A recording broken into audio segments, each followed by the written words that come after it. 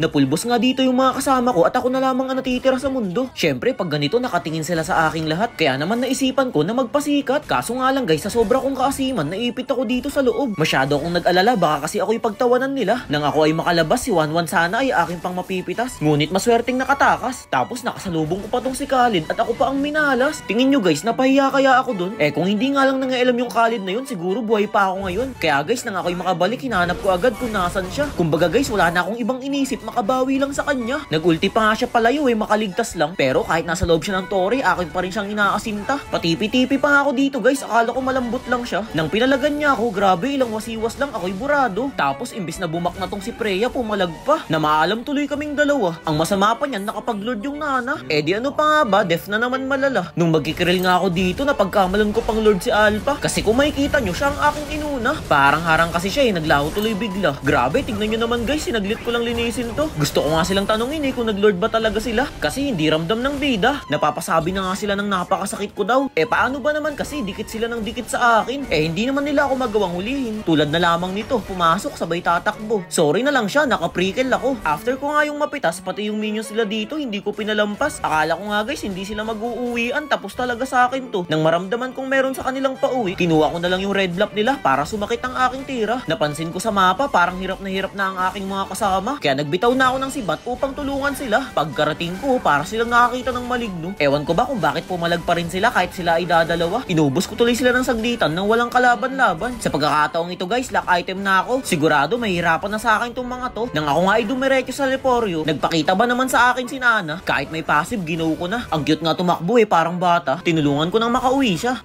Unstoppable na ako, baka check yan. After nga nun, pinush ko na tong midline nila. Di ko in-expect na susurpresahin pala ako nitong si Alpha. Sayang nga hindi tumalab yung winchalan ko. Narekulan tuloy niya ako. Pero ayos lang yun, mamaya ka sa akin idolo. Sa parting ito, naglord na muli ang mga kalaban namin. Niyakag ko agad ang aking mga kawal. Sabi ko, tara pasukin. Nakapronta pa nga yung 1-1. Ano tingin niya? Matigas siya niyan. Siya tuloy yung una naming nabigyan. Tapos guys, medyo dumistansya na ako dito. Hindi kasi ako pwedeng mawala kasi ang aking mga kakampi ay magiging kaawa-awa. Nang medyo kumalma ang paligid, agad akong sumisid. Lupit nga naubos ko dun yung 5. Pangsabid siya na tong sinana. Ewan ko ba kung ba't di ko nakita. Tinutuloy pa nga rin nila yung lord dito Sabi ko, wag na, tapos na to. Krinil ko na yung mga minions dito sa bot. Sila naman dun sa parting midline. Sa totoo nga lang, minamadali ko na sila niyan Baka kasi mabuhay pa yung mga kalaban, kami ay mayayari. Dumiretso na agad ako dito sa gitna. Sana matapos na Kung mababasa nyo guys, nagna-nice game na sila. Alam na rin kasi nila sa kanilang sarili na wala ng pag-asa. Tamang tipi na lang kami dito ng aking team. Dapat nga ako lang ang may karapatang gumawa nito kasi ako ang nagbuhat ng ralo. Hinahanap ko pa nga dito yung imo. Balak ko pa kasing pasukin sa base ang mga ito. Kaso wala na rin tinatower lock na nila. Di man lang binigyan ng kaunting tsansa para ba kahit papaano sila ay umasa. At ayun na nga guys, sana meron uli ko yung napulot na alar sa akin. Para sa inyo talaga yan upang sa ganun lalo kayong maraming matutuhan.